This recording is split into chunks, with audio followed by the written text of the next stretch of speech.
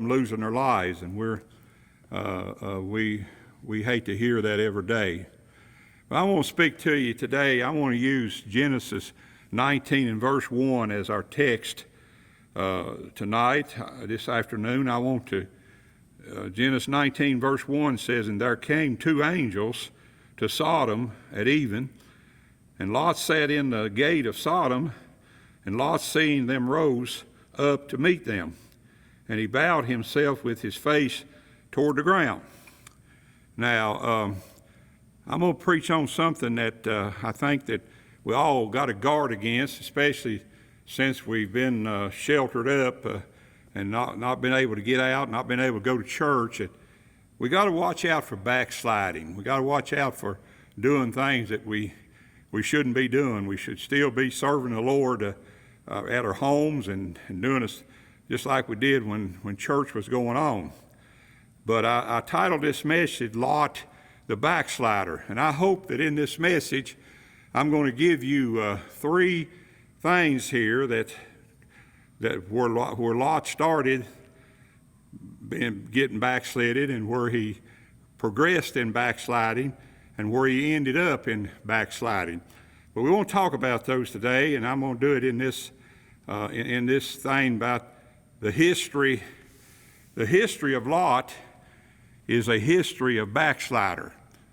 That's just that's what he became. First of all, I want to say, before I go any further, I believe that Lot was a saved man. However, when he turned away from Abraham, he started aside from faith. He turned from faith. Abraham was the epitome of faith. Well, you know, it came a time when Lot, I guess, maybe Lot got tired of Abraham, him and Abraham being together. Of course, he was Abraham's nephew. And so they decided Abraham told Lot that if you want to go, said, we'll just divide up the herd and we won't let you go pick out the ones that you want. Well, first thing Lot did, he picked out the best of the herd, but Abraham let him have them. And because Abraham was a faithful man, a just man, and a good man. But when we think about when Lot took that turn and decided to go away from Abraham, he was going away from faith. That's a sad thing that anyone would do that. Just as Jesus Christ to each of us is the epitome of faith. As a matter of fact, the great apostle Paul called faith, here's what he says about it. He says, "Even the righteousness which is by the faith of Jesus Christ unto all and upon all them that believe, for there is no difference," in Romans 3 and verse 22. Now, we want to trust as Christ trusted. We want to believe as Christ believed. And we want to follow as Christ followed the Heavenly Father. And certainly that's what we want in our life. That's what we want to do. We don't want to turn away from that. We don't want to even think about turning away from that. When we begin to turn from Jesus and his teachings, we're leaving faith and entering the road to backsliding. Lot began his history of backsliding when he neglected the truth of Abraham, or the truth of faith, Abraham. Now, when he sought the well-watered plains of Jordan, he was seeking his own glory. That's what he was looking for. He was looking for the best. He was looking to have the best and see the best. And so he looked out and he looked across the plains of Jordan, and they were beautiful. They were a lot of good green grass, and he thought that that it would be okay for him to take part of the flock and go out there, and they'd have a good place to graze. But just as soon as he what Lot did not know it, but when he looked out across those plains, they led to Sodom, one of the most reprobated cities of his day. He was headed to a life of backsliding, and headed to a life of going astray because he couldn't help it. And I want to say that this was the first step in Lot's backsliding. The first step is when he turned from his Uncle Abraham and went away from the faith that Abraham had, and he wound up, of course, in Sodom. Now, Lot didn't know it. We said that. We think that it is all right to go to certain places of sin which we have been taught to stay away from. You know, I've seen it too many times. I've seen people that since they not going to church, you know, they want to go somewhere. And so they want to go places where, you know, a lot of sin and a lot of iniquity takes place. And I think that's the wrong thing to do. I think we ought to stay as close to the Lord as we can in these days. I believe that the only way that we're ever going to come through this is that we're going to have to stay close to the Lord, and we're going to have to stay close to His side, and we don't want to choose things that takes us away from Him. We think it might be okay or all right to go to certain places of sin, which we have been taught to stay away from. We are headed to an opportunity of getting away from the Lord. The closer we get to such places, the farther we get from the Lord. Sure enough, Lot made it to Sodom, and he set himself up to fit it right in. There's Sodom. He even worked himself up to sitting at the gate of the city. In Genesis 19:1, we just read about it. This was his second step in backsliding. His second step in backsliding was when he got in with the head people there in Sodom, which was his second step in backsliding. Now, Lot was the example of one the great apostle Paul spoke of. He said in 1 Corinthians 3:14 and 15, he said, if any man's work abide which he hath built upon, he shall receive a reward. If any man's work shall be burned up, he shall suffer loss, but he himself shall be saved, yet so as by fire. You know, that's exactly what he's talking about, a backslider. He's talking about someone that has gone away from the Lord. You know, if you build up on the foundation of the Lord and then go away from it, you're going to be in trouble. Not saying that you're lost, but as Paul said here, he says, but he himself shall be saved, even so it as by fire. We don't know what that means. We have no idea what that means, but I've got my own ideas about it. I think it's a lot of loss of rewards. I know that we can see, as I have said many times in the past, the choices we make matter. They matter. Whatever choices we make, every time we sit down to make a choice, the choice we make matter. That is, if we're a child of God, the choices we make matter. I have noticed that a lot of people live their lives by sight and not by faith. They forget faith. They want to know what's in it for me. What's in it for me? Well, Lot saw an opportunity to go to Sodom. He saw an opportunity to get right in there with them, and that was a terrible thing for him to do. Just to see the difference in Abraham and Lot, we see the Hebrews, a choice Moses made. Now, when you think about the very difference in Moses, when Moses made the same choice as he did, as Lot had to do, Moses' choice, we find it in the book of Hebrews, the 11th chapter. We find there it says, by faith, Moses, now this is by faith, that's a key word. By faith, Moses, when he was born, was hid 3 months of his parents, and because they saw that he was a proper child, and they were not afraid of the king's commandment. By faith, again, following faith, by faith, Moses, when he was come to years, refused to be called the son of Pharaoh's daughter, choosing rather to suffer affliction with the people of God, which is what we're doing right now.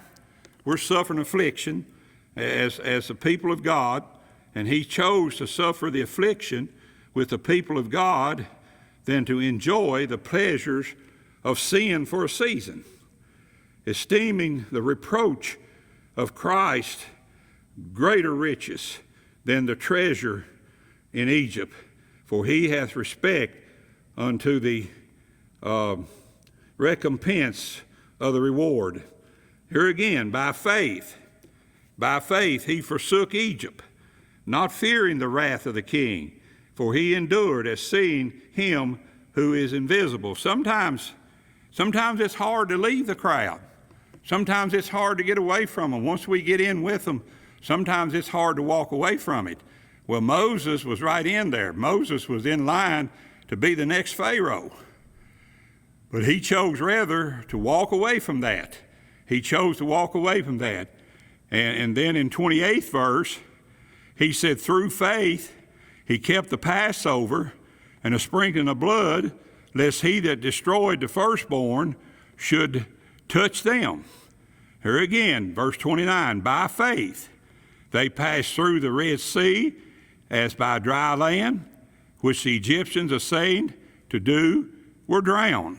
So all this, Moses never, ever forsook faith. He had faith in the Lord. He had faith in Jehovah God. He had faith that God would take care of him. And when he was into these trials and these temptations, he came out of them because of faith.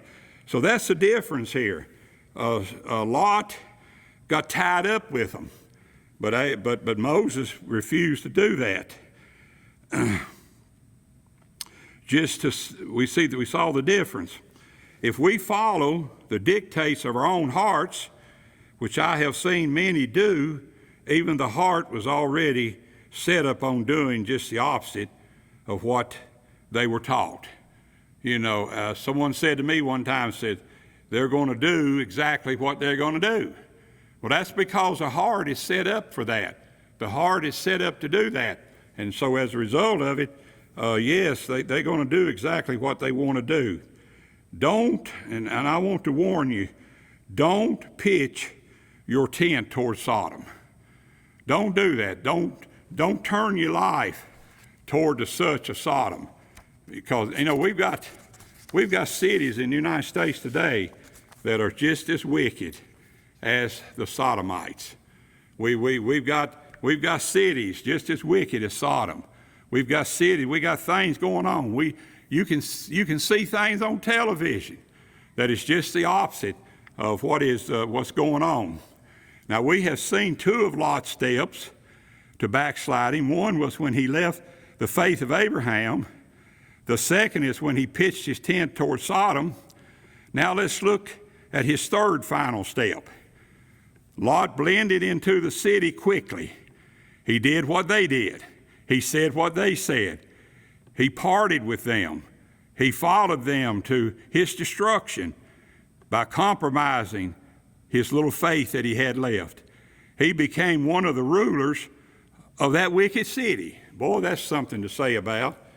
You know, we talk about San Francisco, and we talk about Atlanta, and we talk about these places. Well, you know, to me it wouldn't be, I'd have to step down a few notches before I would ever become one of the head people of one of those cities.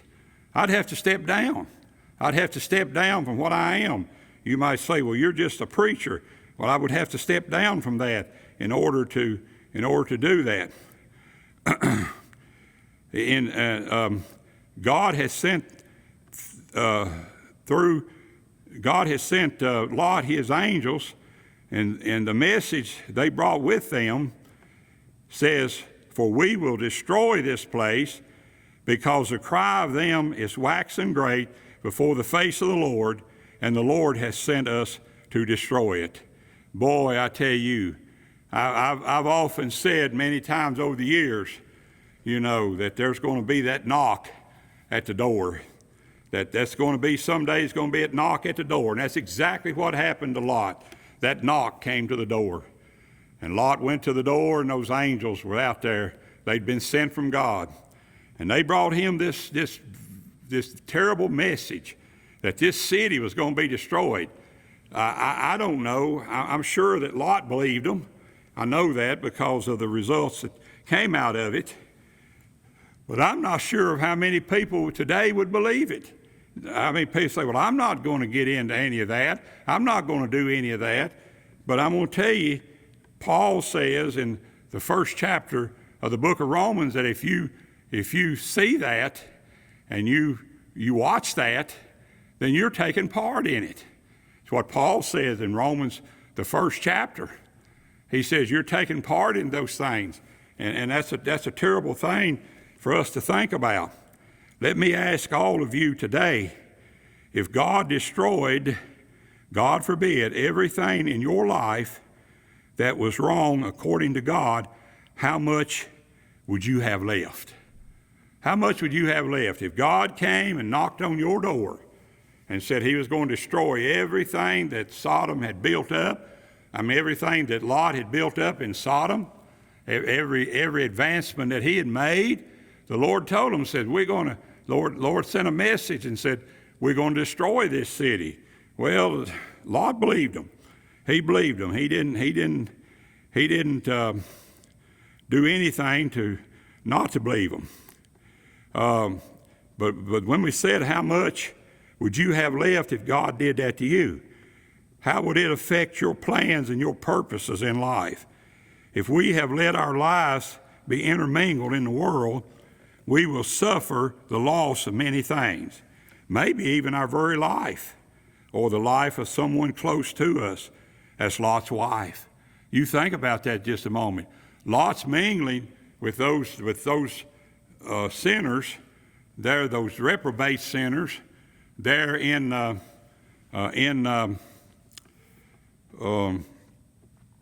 Sodom.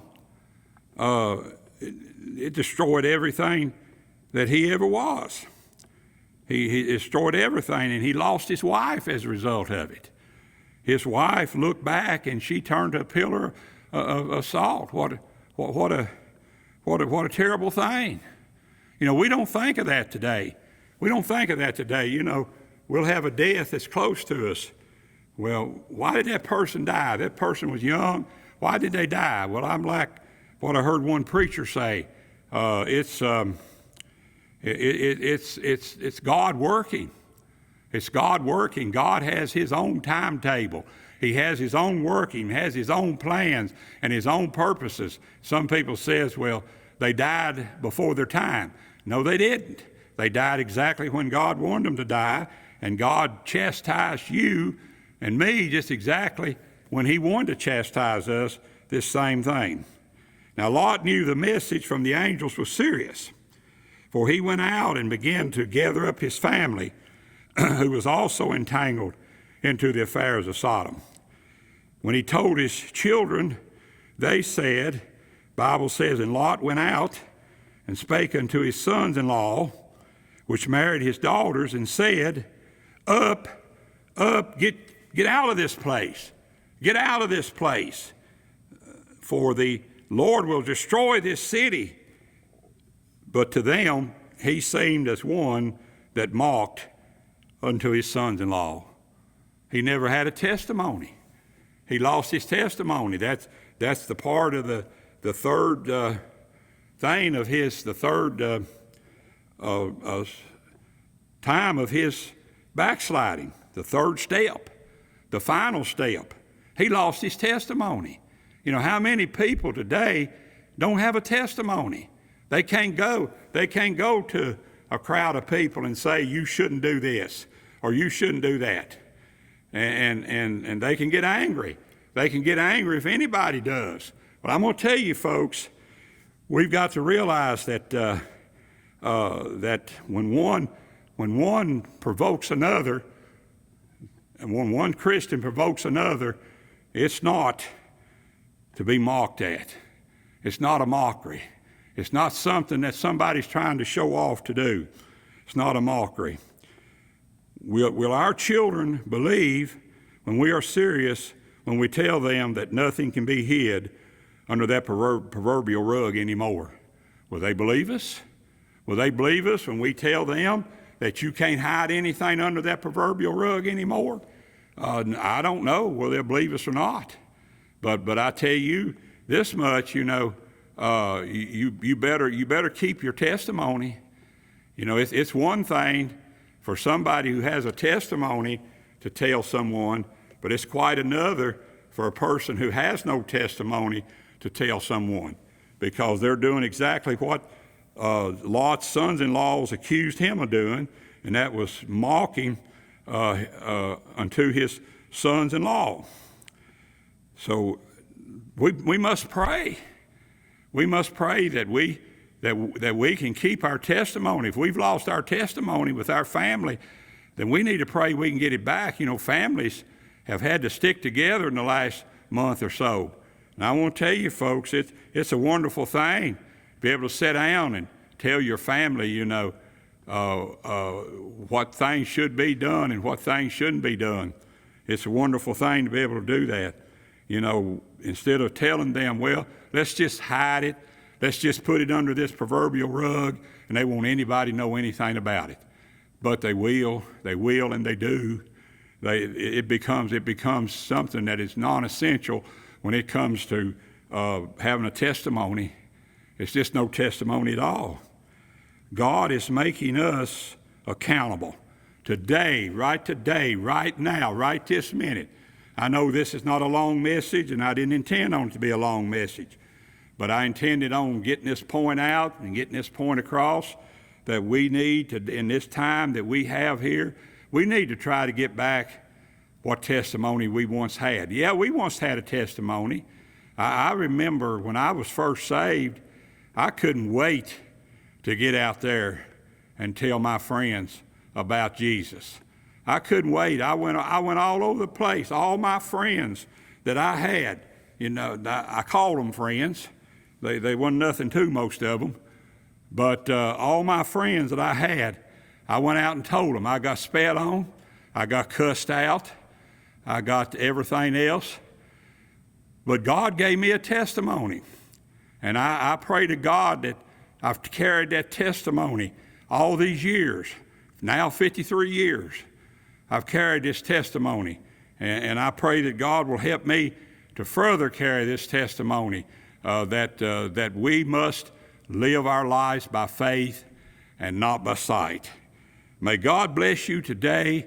May God take care of you. And I hope and pray that if you're watching this video today and you're able to watch it, I pray that God will see fit to bless you. And I want to say this, that if you want to, then probably about 7:30, the message will be again on YouTube. So let's remember that. Goodbye, and it's good to have preached to you today. Thank you.